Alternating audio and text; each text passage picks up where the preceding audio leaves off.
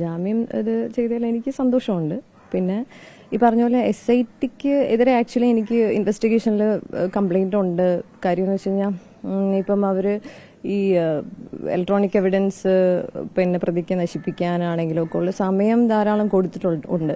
അപ്പം അത് മാത്രമല്ല, ഇപ്പം ഈ ഒരു ടൈമിൻ്റെ ഒരു ഇതെന്ന് വെച്ച് കഴിഞ്ഞാൽ ഇപ്പം സാക്ഷികളെ ആണെങ്കിലും ഒക്കെ അവർക്ക് ഇൻഫ്ലുവൻസ് ചെയ്യാൻ ഉള്ളൊരു ടൈം അതൊരു ഫാക്ടർ തന്നെയാണ്. അപ്പോൾ അതുകൊണ്ട് എനിക്ക് അതിനെതിരെ എനിക്കൊരു കംപ്ലൈൻറ്റ് ഉണ്ട്. ഞാനത് DGPക്ക് കൊടുത്തിട്ടുണ്ട്. പക്ഷേ ഈ പറഞ്ഞ പോലെ ജാമ്യം നിഷേധിച്ച ഈ ഒരു വിധിയോടെ എനിക്ക് ഇതുകൊണ്ട് ഐ എം ഹാപ്പി ആൻഡ് നീതി കിട്ടുമെന്ന് ഞാൻ പ്രതീക്ഷിക്കുന്നു എന്നുള്ളത് മാത്രമേ. വേറെ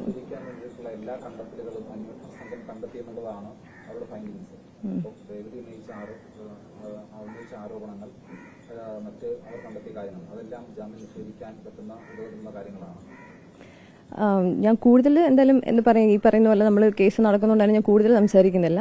ഇതാണ് എൻ്റെ ഒരു ഐ എം ഹാപ്പി. ഈ പറയുന്ന പോലെ എന്താണോ ഇന്നത്തെ വിധി അതിൽ ഹാപ്പിയാണ്.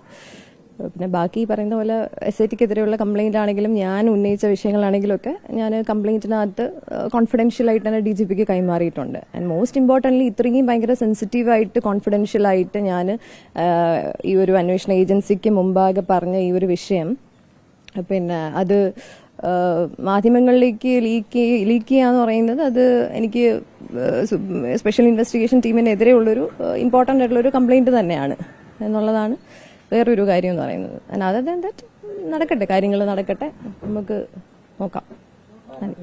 ഇല്ല വേറെ ഒന്നുമില്ല, മതി. ഇല്ല വേറൊരു കാര്യങ്ങളില്ല. നമുക്ക് ഇത്രയേ ഉള്ളൂ, എനിക്ക് പറയാൻ ഇത്രയേ ഉള്ളൂ എന്നുള്ളതാണ് കേട്ടോ. Thank you.